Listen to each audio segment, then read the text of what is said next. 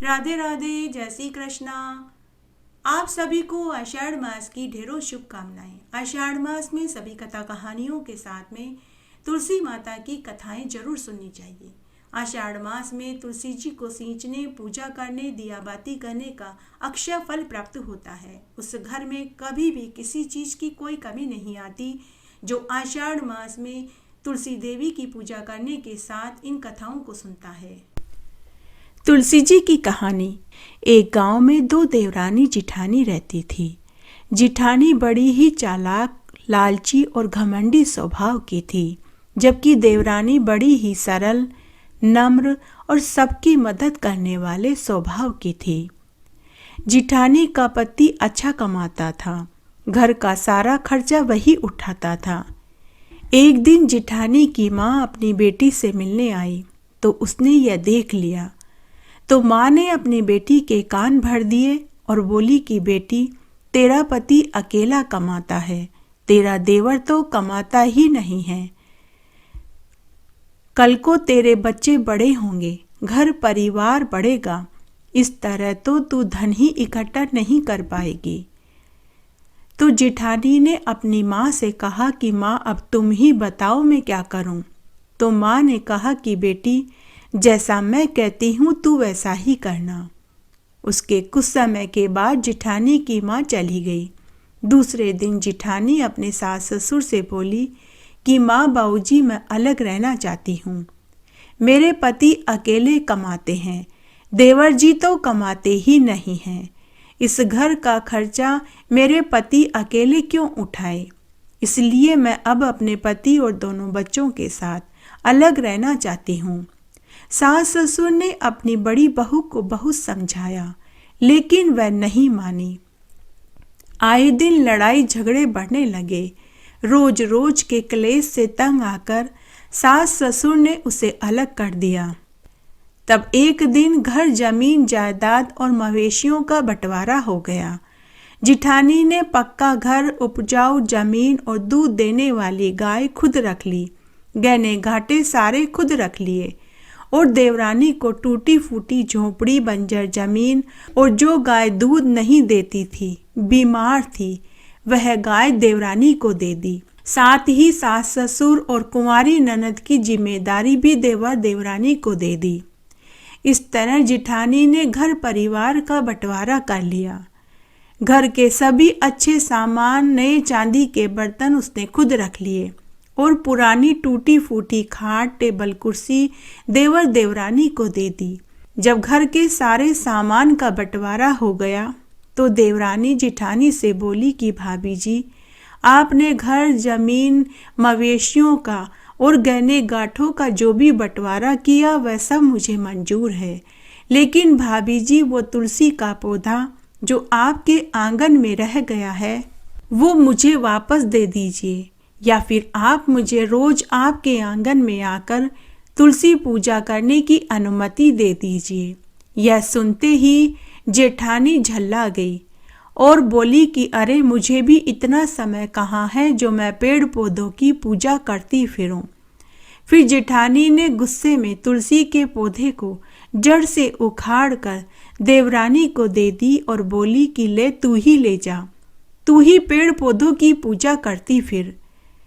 तुलसी पूजा और तुलसी पौधे का जिठानी ने अपमान किया तो उसी समय लक्ष्मी जी जिठानी से रुष्ट हो गई और देवरानी के साथ हो ली। देवरानी ने तुलसी के पौधे को अपने आंगन में मिट्टी खोद कर रोप दिया और साथ ही उसने वहाँ बहुत सुंदर सुंदर गेरू के मांडने बनाए, लक्ष्मी जी के पगलिया बनाए, दीपक चौकी बनाई। देवरानी अब अपनी टूटी फूटी झोपड़ी में रहने लगी। रोज सुबह जल्दी उठकर स्नान आदि करके घर आंगन बुहारती। उसके बाद सूर्य नारायण भगवान को अर्घ्य देती, तुलसी जी को जल से सींचती, दिया बाती करती, मेहंदी, काजल, लच्छा भोग चढ़ाती। शाम को पुनः तुलसी जी में दिया बाती करती, चूल्हे पर चाय चढ़ाती, अपने सास ससुर ननद, अपने बच्चों और पति को पीने को चाय देती। इस तरह समय बीतने लगा। तब एक दिन देवर को बेशकीमती हार नगर में पड़ा हुआ मिला। वह घर आया और अपनी पत्नी को हार दिखाते हुए बोला कि यह हार मुझे रास्ते में पड़ा हुआ मिला था। तो देवरानी ने अपने पति से कहा कि यह हार तो राजा रानी का लगता है, आप यह हार उन्हें महल में जाकर लौटा दीजिए। तब देवर उस हार को लेकर राजा के महल में गया और हार देते हुए बोला कि महाराज, यह हार मुझे रास्ते में पड़ा हुआ मिला था। वह बेशकीमती हार बड़ा ही महंगा था, जो कि रानी का था। शायद किसी दासी ने चोरी करने के नियत से लिया था, लेकिन डर कर उसने रास्ते में ही फेंक दिया था, जिसे ले जाकर देवर ने राजा को पकड़ा दिया। देवर की ईमानदारी से प्रसन्न होकर राजा ने उसे अपने महल में दरबारी की नौकरी दे दी, साथ ही उसे रहने के लिए मकान और खेतीबाड़ी के लिए जमीन दे दी। अब देवरानी अपने पति, सास, ससुर, ननद और बच्चों के साथ नए मकान में रहने लगी। कुछ ही सालों में देवर देवरानी अमीर हो गए। वे अमीर लोगों की श्रेणी में गिने जाने लगे। उधर जिठानी ने जिस दिन माता तुलसी का अपमान किया था, जड़ से उखाड़ कर देवरानी को पकड़ाया था, उसी क्षण माता लक्ष्मी उसके घर से चली गई थी। उसके 6 महीने में ही पति की नौकरी चली गई। बच्चे बीमार हो गए। घर में जो धन रखा था चोर चुरा कर के ले गए। अब तो एक समय के भोजन का जुगाड़ भी वह बड़ी मुश्किल से कर पाती थी। अब जेठानी लोगों के घरों में झाड़ू पोछा कर रही थी। उधर देवर देवरानी दिन दूनी रात चौगुनी तरक्की करने लगे। हे माँ तुलसी, जैसे आप देवर देवरानी पर टूटी, वैसे सबके ऊपर टूटना। कहानी कहने वाले के ऊपर, सुनने वाले के ऊपर और हुक्कारा भरने वाले के ऊपर। तुलसी जी की कहानी। एक बार की बात है, बहुत छोटा सा गांव था। उस गांव में एक विधवा ब्राह्मणी अपने बेटा, बहू और बेटी के साथ रहती थी। ब्राह्मणी की बेटी बड़ी ही धार्मिक प्रवृत्ति की थी। उसका नाम सुशीला था। सुशीला की माँ और भाई उसे खूब लाड़कोड़ से रखते थे, लेकिन उसकी भाभी उसे पसंद नहीं करती थी। वह अपनी सास से कहती थी कि माँ जी, आप ननद बाई से घर का कामकाज क्यों नहीं करवाते? आखिर में तो यही काम आएगा, पराए घर जाएगी तो दुख उठाना पड़ेगा। ससुराल वाले हमें ही ताने देंगे कि हमने इसे घर का कोई कामकाज नहीं सिखाया। तो ब्राह्मणी और उसका पति हंस कर टाल देते कि हमारी तो एको एक लाडली सुशीला है, अपने आप सब सीख जाएगी। सुशीला ने जब से होश संभाला तभी से वह तुलसी जी को सींचती, दिया बाती करती, रोज 5 परिक्रमा करती, तुलसी जी के 16 श्रृंगार करती, मेहंदी, काजल, बिंदी लगाती, चुनरी उड़ाती, मिश्री और माखन का भोग लगाती और तुलसी जी के 5 भजनों को गाती। पूजा करने के बाद वो बोलती कि हे तुलसी माँ, सोने के लोटे में जल दो और लडवन का थाल दो। तो ऐसा कहते ही दोनों चीजें उसके सामने आ जाती। सुशीला उन्हें ले जाकर अपनी माँ को दे देती, जिससे उनके घर में कभी अन्न धन की कमी नहीं हुई। समय बड़ा खुशी खुशी बीत रहा था। जब सुशीला विवाह लायक हुई तो ब्राह्मणी ने अपने बेटे से कहा कि बेटा, तेरी बहन विवाह लायक हो गई है, इसके लिए अच्छा घरवर तलाश करो ताकि हम सुशीला का धूमधाम से विवाह कर सकें।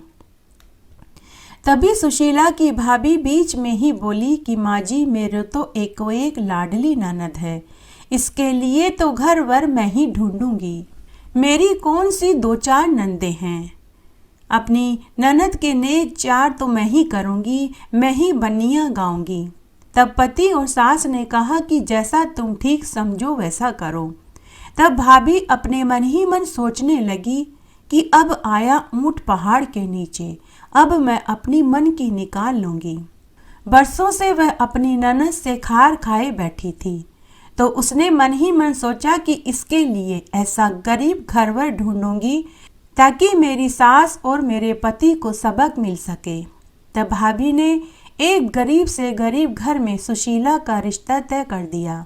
तब ब्राह्मणी ने और उसके बेटे ने सुशीला का धूमधाम से विवाह कर दिया। जब सुशीला विवाह होकर ससुराल में पहुंची तो कोई वहां मंगल गीत गाने वाली महिलाएं नहीं थी, न ही किसी ने उसका आवभगत किया। ससुराल में केवल उसकी विधवा सासू और एक कुंवारी ननद थी। रात्रि में सुशीला ने दाल रोटी खाई और सो गई। सुबह रोज की तरह वह जल्दी उठी, स्नान आदि करके। सुशीला अपनी सासू माँ के पास आई और पूछने लगी कि माँ जी, मेरे नित्य का नियम है कि मैं तुलसी जी की पूजा करती हूँ, तभी मैं अन्न जल ग्रहण करती हूँ। माँ जी, हमारे घर में तुलसी जी का पौधा कहाँ है? तो सास बोली कि बहू, हमारे घर में तो तुलसी का पौधा ही नहीं है। ऐसा करो, तुम अपनी ननद को साथ लेकर पड़ोस में चली जाओ, वहाँ तुलसी का पौधा है, तुम वहाँ जाकर पूजा कराओ। तब सुशीला अपनी छोटी ननद को साथ लेकर पड़ोस में तुलसी जी की पूजा करने चली गई। सुशीला ने वहाँ तुलसी जी की पूजा करी। हमेशा की तरह पूजा करने के बाद वह बोली कि हे तुलसी माँ, सोने के लोटे में जल दो और लडवन का थाल दो। उसी समय दोनों चीजें उसके सामने आ गई। सुशीला ने दोनों सामान पड़ोसन को पांव छूकर दे दिया। पड़ोसन धन और लड्डू पाकर बहुत खुश हुई। पड़ोसन ने सुशीला से कहा कि बहू, तुम तो रोज तुलसी जी की पूजा करने आ जाया करो। पड़ोसन को धन का लालच आ गया। जैसे ही सुशीला अपनी ननद के साथ घर आई तो ननद ने अपनी माँ को सारी बात बता दी। सास यह सुनते ही लाल पीली हो गई कि सोने का लोटा और लड्डुअन का थाल पड़ोसन को दे दिया। अब देखती हूँ कल कैसे पड़ोस में पूजा करने जाती है। दूसरे दिन सुबह जब सुशीला पूजा की थाली लेकर पड़ोस में तुलसी पूजा करने जाने लगी तो सास ने मना कर दिया। सास बोली कि बहू, कोई ज़रूरत नहीं है रोज रोज दूसरों के घर पूजा करने जाने की। बहू, तेरे मायके के रीति रिवाज यहाँ नहीं चलेंगे। चलो चुपचाप से घर के कामकाज में लग जाओ। सुशीला अपनी सास से कुछ नहीं बोली। उसने घर के चौके का सारा काम किया, झाड़ू पोछा किए, बर्तन किए, भोजन बनाया, सबको भोजन खिलाया, लेकिन उसने स्वयं अन्न जल ग्रहण नहीं किया, क्योंकि उसका नित्य का नियम था। वह तुलसी जी की पूजा करने के बाद ही अन्न जल ग्रहण करती थी। इस तरह 4-5 दिन निकल गए। तब एक रात्रि को स्वप्न में तुलसी माता ने सुशीला को दर्शन देकर कहा कि बेटी उठो, क्यों भूखी प्यासी हो? बेटी, तुम आजकल मेरी पूजा भी नहीं करती हो, नहीं तुम मुझे जल से सींचती हो, न घी का दीपक जलाती हो, न परिक्रमा करती हो, और नहीं तुम मीठे मीठे मुझे भजन सुनाती हो। तो स्वप्न में ही सुशीला बोली कि हे तुलसी माँ, मेरे ससुराल में तुलसी का पौधा ही नहीं है, पड़ोस में मुझे सासू ननद जाने नहीं देती। तब तुलसी माँ बोली कि बेटी, मैंने तेरे घर के आंगन में अपना वास बना लिया है, तुम अब रोज मेरी पूजा किया करो। ऐसा कहकर तुलसी माँ अंतर्ध्यान हो गई। सुबह जब सुशीला सोकर उठी तो उसे रात्रि के स्वप्न वाली बात याद आई। सुशीला भागी भागी आंगन में देखने गई तो वहां तुलसी का पौधा घेर गुमेर दूर तक फैला हुआ था, जिसकी हर लड़ी में सोने हीरे मोती लड़झर हो रहे थे। सुशीला देखकर बहुत खुश हुई। उसने पहले स्नान किया, पूजा की थाली जमाई और फिर उसने तुलसी माँ को जल से सींचा, घी का दीपक जलाया, रोली मोली चावल लच्छा बांधा, मेहंदी काजल बिंदी लगाई, चुंदड़ी उड़ाई और बोली कि हे माँ तुलसा, सोने के लोटे में जल दो, लडवन का थाल दो। ऐसा कहते ही दोनों चीजें उसके सामने आ गई। सुशीला ने दोनों सामान ले जाकर अपनी सास को पांव छूकर दे दिया। सास और ननद आश्चर्य में पड़ गए कि यह सब कहाँ से आया। सुशीला ने उन्हें पूरी बात बताई। सासू ननद भागी भागी घर के आंगन में देखने आई तो तुलसी का पौधा धन से लड़झड़ हो रहा था। सास और ननद ने सुशीला के पांव पकड़ लिए। सुशीला ने कहा कि माँ जी, भाई साहब, आप मेरे पांव मत पड़िए, उल्टी गंगा नहीं बहती, मैं आपके पांव लगूंगी, आप तुलसी माँ के पांव पड़िए। अब सास और ननद भी अपनी बहू के साथ तुलसी जी की पूजा करने लगी। कुछ ही समय में वे बहुत अमीर हो गए और कुछ ही महीनों में उनके घर में धन दौलत नौकर चाकर महल नुमा मकान हो गया। हाथी घोड़ा ऊंट बंगला मोटर गाड़ी जेवरा सब हो गए। वे अमीर लोगों की श्रेणी में गिने जाने लगे। जब पहली राखी आई तो भाभी का मन हुआ कि इस राखी पर ननद के ससुराल जाकर देखना चाहिए कि उसके क्या हाल हैं। जरूर ससुराल में धंधा पीट रही होगी, सूखे टिक्कड़ खाती होगी, फटे पुराने गुदड़े ओढ़ती होगी, फटी पुरानी साड़ियां पहनती होगी। तब भाभी अपने पति के साथ सुशीला के घर राखी बंधवाने पहुंचे तो सुशीला के ठाट बाट देखकर भाई को बहुत खुशी हुई, लेकिन भाभी की आंखें चकराने लगी। उसे तो चक्कर आने लगे। सुशीला अपने भाई भाभी से मिलकर बहुत खुश हुई।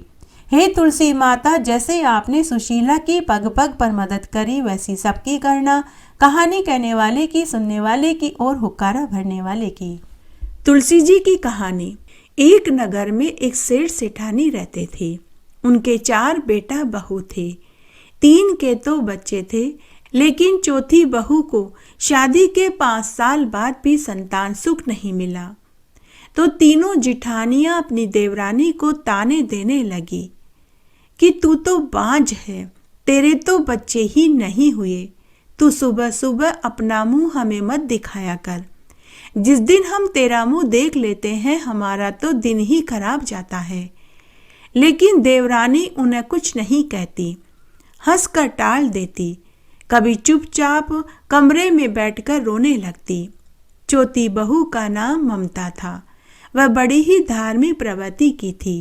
वह रोज सुबह तारों की छांव में उठ जाती, स्नान आदि करके घर आंगन को बुहारती, फिर चूल्हे पर चाय चढ़ा देती, सास ससुर को चाय देती, फिर सूर्य नारायण भगवान को अर्घ्य देती, तुलसा जी को सींचती, दिया बाती करती, तुलसा जी के मेहंदी काजल टीकी लगाती, मिश्री का भोग चढ़ाती, 5 परिक्रमा करती और तुलसी जी के मीठे मीठे भजन बैठकर वहीं गाती और माता तुलसी से पूरे परिवार की खुशहाली की दुआ मांगती।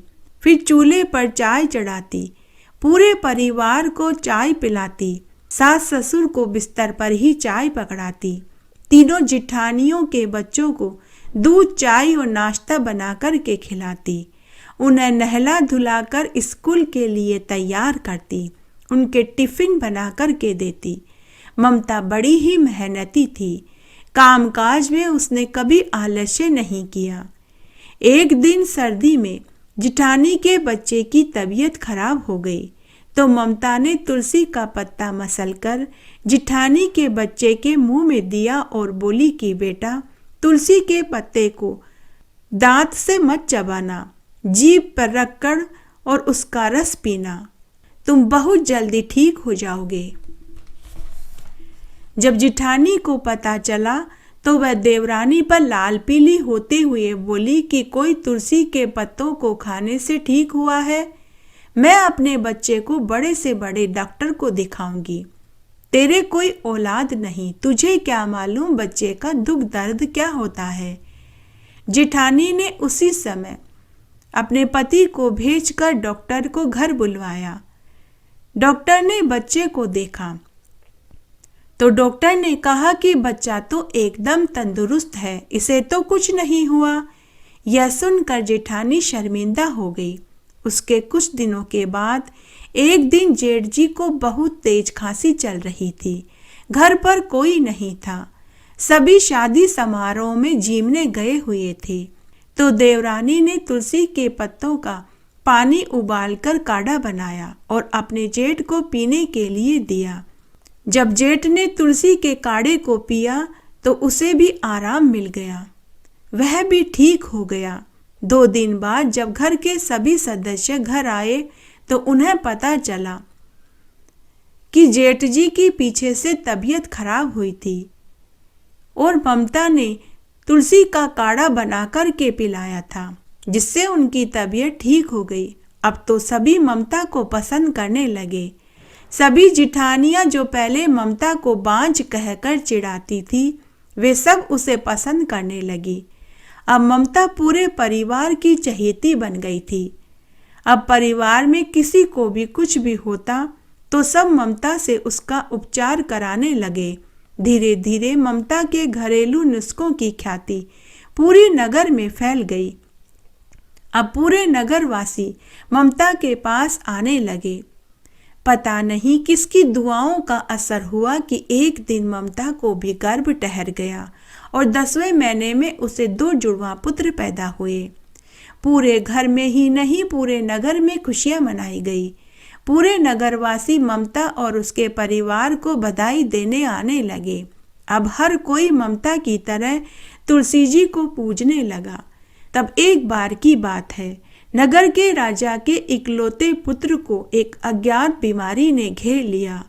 राजा ने अपने पुत्र का खूब इलाज करवाया। बड़े से बड़े डॉक्टर, नीम, हकीम, वैद्य को बुलाया, लेकिन सभी ने जवाब दे दिया।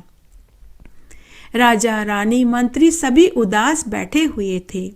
तब राजा को एक दासी ने कहा कि महाराज, हमारे नगर में शेर सेठानी की छोटी बहू है। उसने नगर के अनेक लोगों का इलाज किया है। उसके पास अनेक घरेलू नुस्खे हैं। उसने अपने घरेलू नुस्खों से अनेक लोगों को ठीक किया है। पूरे नगरवासी उसका लोहा मानते हैं। अगर आप कहें तो मैं उसे लेकर आ जाऊं। तो राजा रानी ने दासी से कहा कि नेकी और पूछ पूछ, जल्दी जाओ और लेकर आओ। तब राजा ने रथ भेजकर ममता को बुलवाया। ममता अपने पति के साथ महल में पहुंची। साथ में वह तुलसी की पत्तियां साथ लेकर गई। जब ममता महल में गई तो उसने राजा के बगीचे में देखा।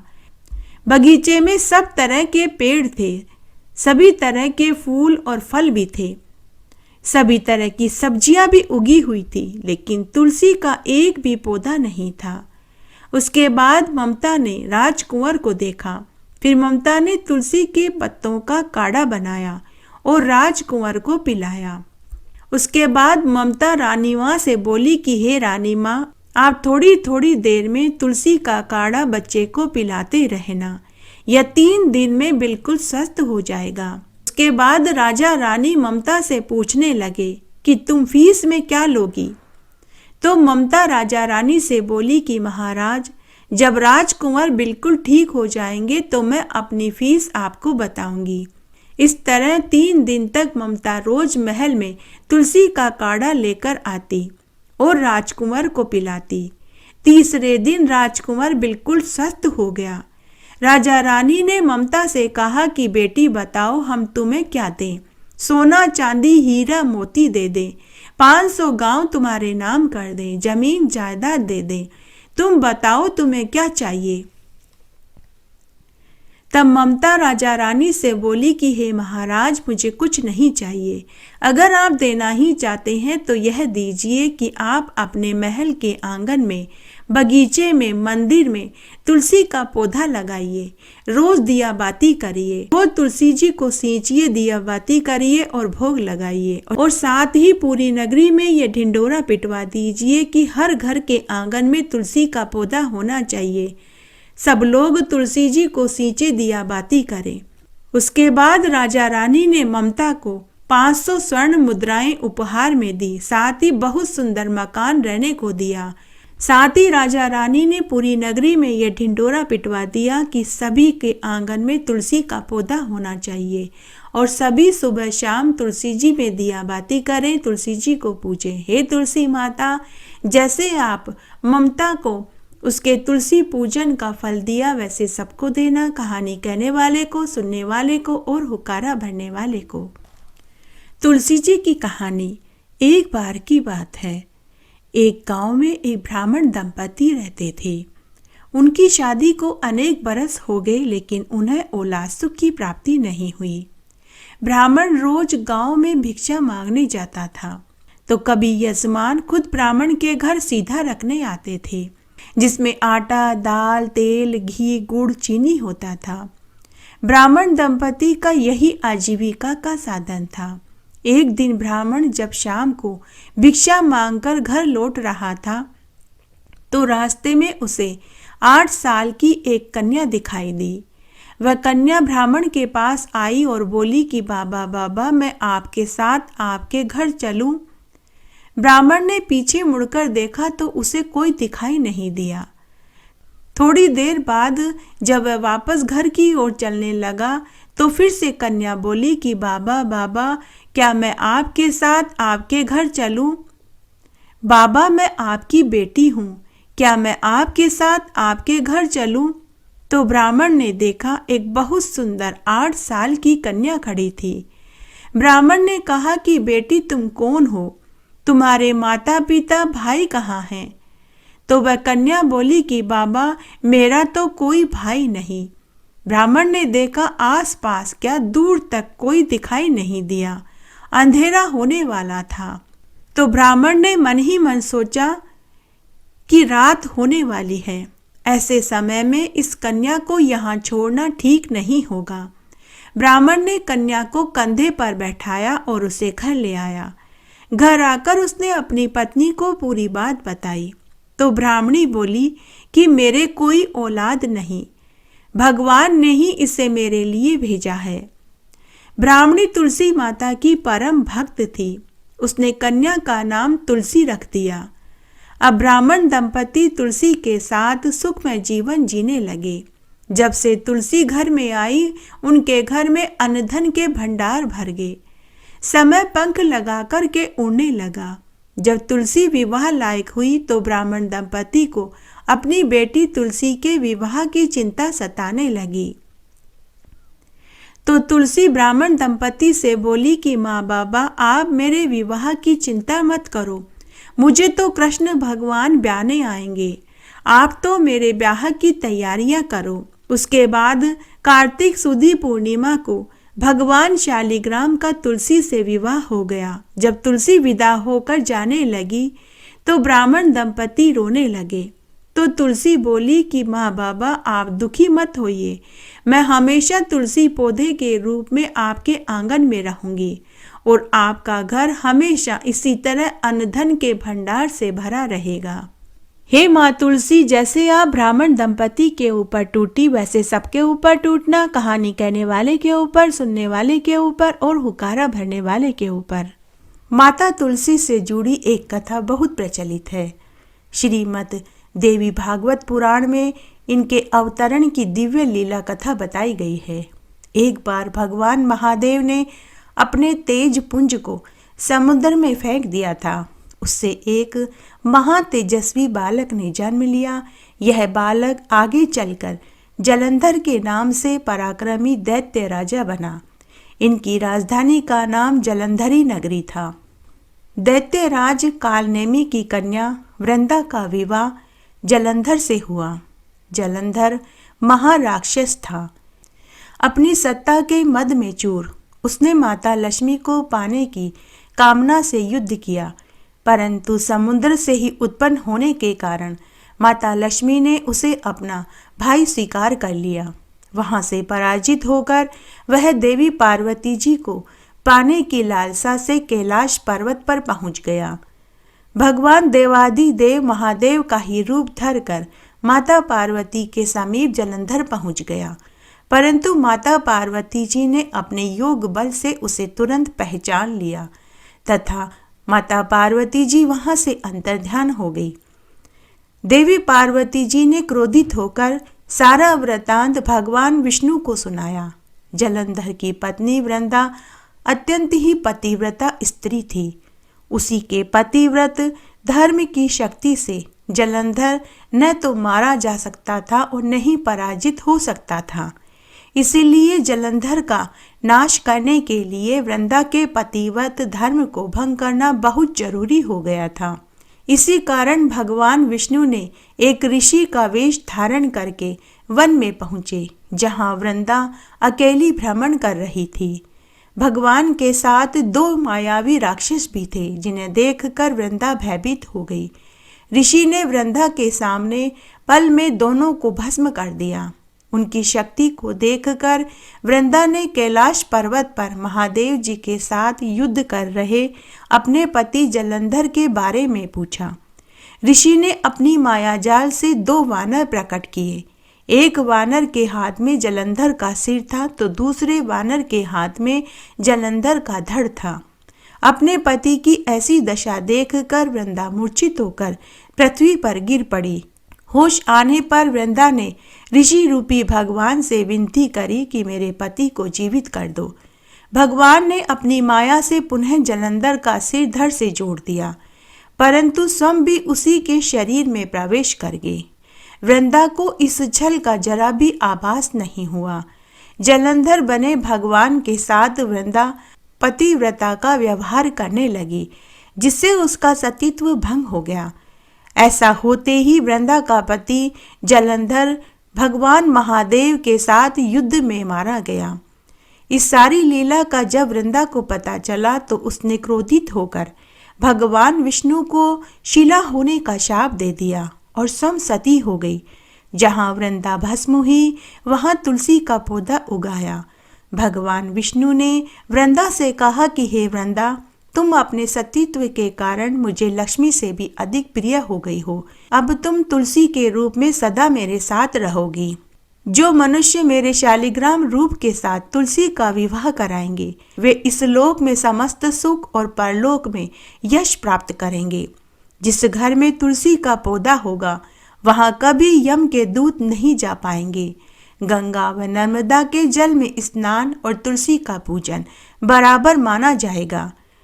चाहे मनुष्य कितना भी बड़ा पापी क्यों न हो, मृत्यु के समय जिसके प्राण मंजरी रहित तुलसी और गंगाजल मुख में रख कर निकलेंगे वह पापों से मुक्त होकर बैकुंठ धाम को ही प्राप्त करेगा। तुलसी जी की कहानी। एक बार एक गांव में एक बुढ़िया माई अपने बेटा, बहू और 2 पोतों के साथ रहती थी। बुढ़िया माई का रोज का नियम था कि वह रोज सुबह जल्दी उठती, तालाब पर स्नान आदि करके सूर्य नारायण भगवान को अर्घ्य देती, तुलसी जी को सींचती, दिया बाती करती और वहीं बैठकर श्री हरि के 5 भजनों को गाती और शाम को पुनः तुलसी जी में घी का दीपक जलाती और रोज 5 परिक्रमा करती।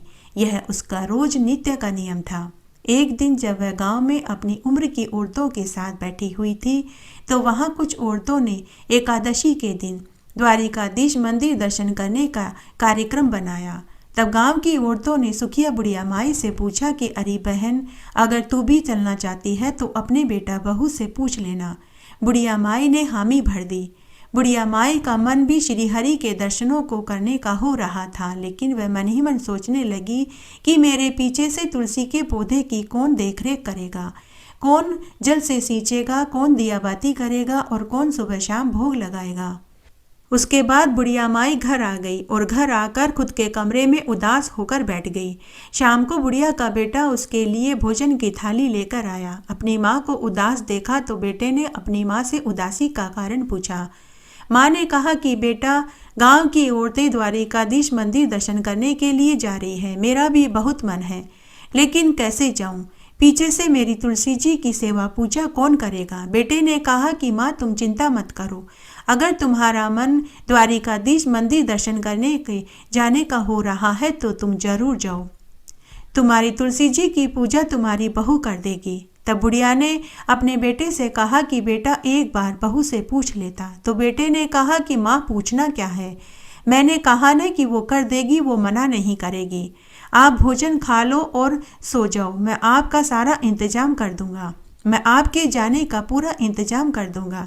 बुढ़िया माई ने खुशी खुशी भोजन खाया और सो गई। उधर बुढ़िया का बेटा अपनी पत्नी से बोला कि मेरी माँ 5 दिनों के लिए द्वारिकाधीश तीर्थ यात्रा पर जाएगी। तुम मेरी माँ के लिए 5-7 दिनों के जितने घी और काजू बादाम डालकर आटे के लड्डू बना देना, और साथ ही मेरी माँ का एक काम भी तुम्हें करना है। रोज नियम से तुलसी जी में जल से सींचना, दिया बाती करना और सुबह शाम भोग लगा देना। तो पत्नी ने हामी भर दी, कुछ नहीं बोली। उस दिन बुढ़िया की बहू पूरी रात्रि कुड़ करती रही। वह मन ही मन बुढ़िया माई को गालियां देने लगी और बोली कि मैं तो 1 दिन के लिए मायके जाने की कहती हूँ तो मुझे नहीं भेजती, और अपनी माँ को 5-5 दिनों के लिए तीर्थ यात्रा के लिए भेज रहे हैं, और अपनी माँ का सारा काम भी मुझसे करवा रहे हैं। अपनी माँ के लिए तो देशी घी के लड्डू बनवाने की कह रहे हैं। उस रात को बुढ़िया की बहू ने एक योजना बनाई। जब सास के जाने की पूरी तैयारी हो गई तो बहू ने तुलसी के पौधे को जड़ से उखाड़कर एक पीतल के डिब्बे में रख दिया और डिब्बे को थैले में रख दिया और अपनी सासू माँ को देते हुए बोली कि सासू माँ इसमें घी के आटे के काजू बादाम के लड्डू हैं, आप रोज सुबह शाम घी के लड्डू निकाल कर के खा लेना।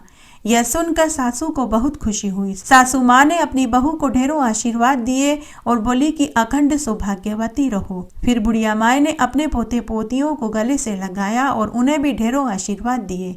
उसके बाद बुढ़िया माई अपनी संगी सहेलियों के साथ द्वारिकाधीश मंदिर तीर्थ यात्रा के लिए पैदल पैदल चल दी। चलते चलते जब संध्या हो गई तो सभी ने एक जगह रात्रि विश्राम करने का निश्चय किया। सभी अपना अपना भोजन निकाल कर के खाने लगे। बुढ़िया माई ने भी अपने थैले में से लड्डू का डिब्बा निकाला तो उसमें माँ तुलसी की कृपा से तुलसी का पौधा घी के काजू बादाम के लड्डुओं में बदल गया।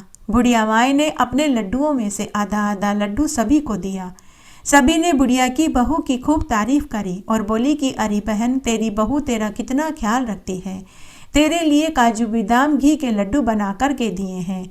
हमारी बहू ने तो तेल के पराठे बनाए हैं। तो दूसरी ने कहा कि हाँ बहन, तुम सत्य कहती हो, मेरी बहू ने तो सूखी रोटी और मिर्च दी है। तो अन्य ने कहा कि मेरी बहू ने तो बाटी और अचार दिया है। उस रात्रि को सुखिया बुढ़िया माई अपने बेटा बहू को ढेरों आशीष देने लगी। इस तरह 2 दिन बाद वो द्वारिकाधीश मंदिर में पहुंच गए। वहां पहुंचकर सबने सबसे पहले नदी में स्नान किया, फिर द्वारिकाधीश मंदिर के दर्शन करने पहुंचे। उस दिन एकादशी का दिन था। बुढ़िया माई का उस दिन एकादशी का उपवास था। जब वे मंदिर में पहुंचे तो वहां उन्होंने लंबी लंबी लाइनें देखी। बुढ़िया माई मन ही मन सोचने लगी कि इतनी लंबी लंबी लाइनें लगी हुई है, पता नहीं मेरा नंबर आएगा भी नहीं, या क्या पता नंबर आते आते पट बंद न हो जाए। तब उसने आंखें बंद करके दोनों हाथ जोड़कर भगवान से दर्शनों की विनती करने लगी। थोड़ी ही देर में बुढ़िया माई ने आंखें खोली तो उसने अपने आप को लाइन में सबसे आगे पाया और सामने भगवान श्री हरि के दर्शन हो रहे थे। यह देखकर तो वह गदगद हो गई। वह समझ ही नहीं पाई कि यह चमत्कार कैसे हुआ कि तभी पुजारी की आवाज से उसकी तंद्रा टूटी। बुढ़िया माई भगवान के लड्डू चढ़ाना चाहती थी तो उसने थैले में से लड्डू का डिब्बा निकाला। तब उसमें 1 लड्डू और 3 तुलसी की पत्ती निकली। तब बुढ़िया माई ने एक कागज के टुकड़े पर लड्डू, तुलसी के पत्ती और 11 रुपए रखे और पुजारी को पकड़ाने लगी। फिर से बुढ़िया माई सोचने लगी कि इतने सारे प्रसादों के बीच उसके लड्डू का प्रसाद भगवान के पास थोड़े पहुंच पाएगा। यहाँ तो इतने बड़े बड़े अमीर सेठ आए हैं, ढेरों महंगी महंगी मिठाइयाँ लाए हैं। उसने फिर से आंखें बंद करी और भगवान से विनती करने लगी कि हे ईश्वर, मेरे भोग को स्वीकार करें। तब उसने फिर से आंखें खोली तो उसने फिर से एक चमत्कार होता हुआ देखा।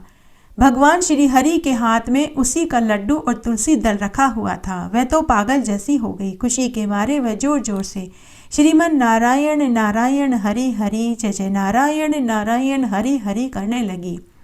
और जब तक पट बंद नहीं हो गए बुढ़िया माई एकटक श्री हरि को निहारती रही। जब पट बंद हो गए तो वह सीढ़ियों पर आकर बैठ गई और अपने साथ की सहेलियों का इंतजार करने लगी। जब उसकी साथ की सहेलियां आई तो वे सब कहने लगी कि उन्हें तो श्री हरि के दर्शन अच्छे से हुए ही नहीं। लेकिन बुढ़िया माई ने उनसे कहा कि मुझे तो भगवान श्री हरि के बहुत अच्छे दर्शन हुए। तभी वहां एक पुजारी सबको प्रसाद बांट रहा था। तब सबने पुजारी जी से प्रसाद लिया। बुढ़िया माई ने भी पुजारी से प्रसाद लिया और उस प्रसाद को लड्डू के खाली डब्बे में रख लिया ताकि उसके बेटा बहू और पोते पोती भी प्रसाद खा सके। तभी वापस गांव की ओर लौट आए। जब बुढ़िया माई घर पहुंची तो वहां उसकी बहू उसे दिखाई नहीं दी। आंगन में तुलसी का पौधा भी उसे नया नया दिखाई दे रहा था। बेटे ने अपनी माँ को अपनी पत्नी की पूरी करतूत बताई कि उसने थैले में जो डब्बा रखा था उसमें लड्डू नहीं रखे बल्कि तुलसी का पौधा उखाड़ कर डब्बे में रखा था, इसलिए मैंने उसे घर से निकाल दिया। तब बुढ़िया माई को आश्चर्य हुआ। उसने अपने बेटे से कहा कि बेटा, लेकिन मेरे थैले में जो डब्बा था उसमें तो घी और काजू बादाम के आटे के लड्डुओं से भरा हुआ था। और जब मैंने भगवान श्री हरि को प्रसाद में लड्डू चढ़ाना चाहा तो उसमें से एक लड्डू और तुलसी की 3 पत्तियां भी निकली। तब मैं समझ नहीं पाई थी, लेकिन अब मेरी समझ में आ रहा है कि उसमें से तुलसी की पत्तियां कहाँ से आई। बेटा, माता तुलसी ने तुलसी के पौधे को लड्डुओं में बदल दिया और उसमें 3 तुलसी की पत्तियां इसलिए छोड़ी ताकि मैं जब भगवान को लड्डू का प्रसाद चढ़ाना चाहूं तो लड्डू के साथ मैं तुलसी का पत्ता भी रख दूं।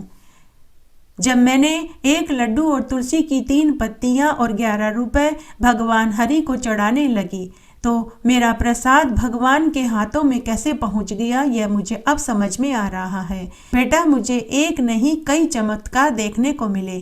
तुलसी के पौधे का लड्डुओं में बदलना, भगवान का दर्शन देना और भगवान श्री हरि का मेरा भोग स्वीकार करना। बेटा, बहू मायके ही गई होगी, तू अभी जा और मेरी बहू को इस घर की लक्ष्मी को घर लेकर आ। बुढ़िया का बेटा उसी समय अपनी पत्नी के मायके गया और वहां से अपनी पत्नी को लेकर आया। बुढ़िया की बहू ने आते ही सासू माँ के चरण पकड़ लिए और अपनी गलती की माफी मांगने लगी। बुढ़िया माई ने बहू से कहा कि बहू, तू तो बड़भागी है, तेरी वजह से मुझे भगवान श्री हरि के दर्शन हुए। माता तुलसी का चमत्कार मुझे देखने को मिला। माना कि तूने गलती करी, लेकिन तेरी गलती की वजह से मुझे माता तुलसी और श्री हरि के कृपा प्राप्त हुई।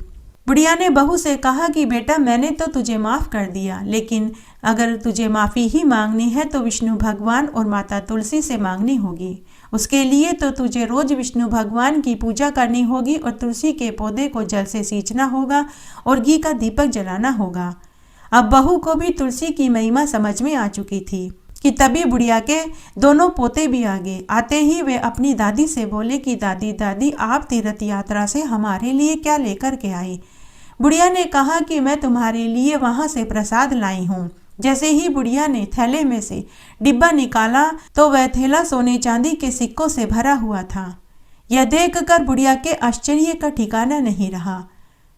बुढ़िया ने अपने बेटा बहू को डिब्बे में सोने चांदी के सिक्के दिखाए तो उन्हें भी आश्चर्य हुआ। बुढ़िया माई ने कहा कि यह डिब्बा तो खाली हो गया था, मैंने वहां से प्रसाद लिया था जो तुम लोगों के लिए रखा था, लेकिन इसमें तो सोने चांदी के सिक्के भरे हुए हैं। जब सोने चांदी के सिक्कों को खाली किया गया तो उसके नीचे से वहां का प्रसाद मिला। सोने चांदी के सिक्के देखकर बेटा बहू को भी तुलसी की महिमा समझ में आ चुकी थी। अब तो बुढ़िया माई के साथ बेटा बहू भी रोज तुलसी जी को सींचने लगे, घी का दीपक जलाने लगे और सुबह शाम भोग लगाने लगे। हे तुलसी माता, जैसे आप सुखिया बुढ़िया माई पर टूटी वैसे सबके ऊपर टूटना। कहानी कहने वाले के ऊपर, सुनने वाले के ऊपर और हुकारा भरने वाले के ऊपर। आरती उतारो मारा पुरुषोत्तम भगवान की, आरती उतारो मारा पुरुषोत्तम भगवान की।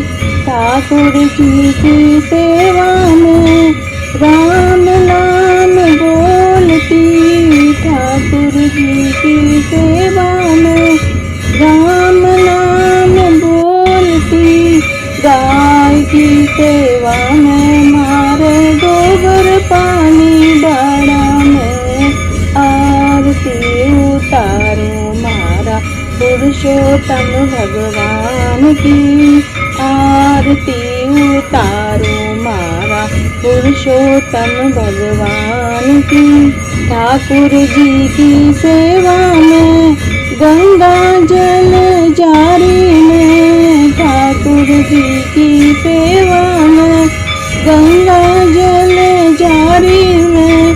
गाय की सेवा में मारे दूध भरो चचरी में, आरती उतारो मारा पुरुषोत्तम भगवान की, आरती उतारो मारा पुरुषोत्तम भगवान की। ठाकुर जी की सेवा में तिलक धरो चमचा में, ठाकुर जी की सेवा में तिलक धरो चमचा में।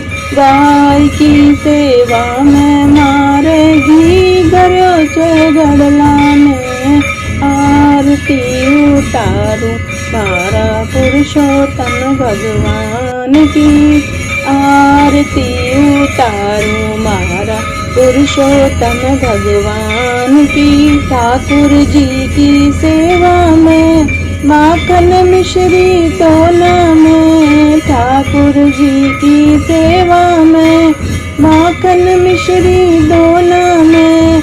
गाय की सेवा में मारे छाछ राबड़ी थाली में। आरती उतारूं मारा पुरुषोत्तम भगवान की। आरती उतारूं मारा पुरुषोत्तम भगवान की। ठाकुर जी की सेवा में नित उठ मंदिर जावती। ठाकुर जी की सेवा में नित उठ मंदिर जावती। गाय की सेवा में मैं तो नित उठ ग्वारा लगावती।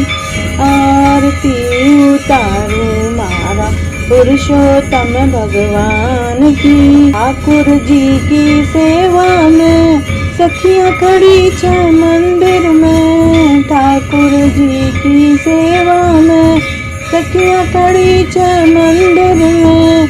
गाय की सेवा में मारे साथ वाला आंगन में।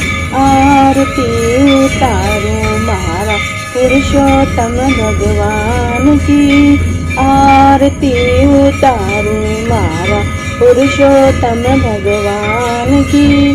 ठाकुर जी की सेवा में तुलसी माला फेरती। ठाकुर जी की सेवा में तुलसी माला फेरती। गाय की सेवा में मार गले कुमारी सोना की। आरती उतारूं मारा पुरुषोत्तम भगवान की। आरती उतारूं मारा पुरुषोत्तम भगवान की। ठाकुर जी की सेवा में वैकुंठा में जावती। ठाकुर जी की सेवा में वैकुंठा में जावती। गाय की सेवा में मैं बैतरणी तर जावती। आरती उतारूं मारा पुरुषोत्तम भगवान की। आरती उतारूं मारा पुरुषोत्तम भगवान की।